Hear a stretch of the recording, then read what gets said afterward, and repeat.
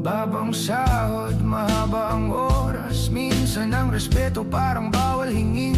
May mga salitang masakit sa tenga, pero nilulunog dahil trabaho pa rin. Sabi nila tamad kasi nakatayo lang. Di nila alam ang bigat ng magbantay. Isang saglit na pagkukulang, isang maling galaw, pwedeng lahat mawala sa isang iglap. Hindi lahat ng laban may kamao o sigaw. Minsan ang tapang nasa pagtitimpi lang. Hindi lahat ng bayani may palakpak sa dulo. Yung iba tahimik na umuwi.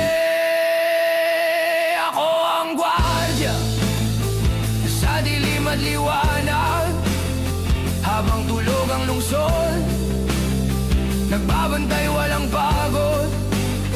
Hindi man palakpakan ang kapalit ng hirap, dangal ang sandata tungkulin ang dahilan. Ako ang gwardiya, tahimik na bantay. Hindi basta nakatayo, may pinanghahawakan. Kahit maliitin, kahit di pansinin, tatayo pa rin hanggang matapos ang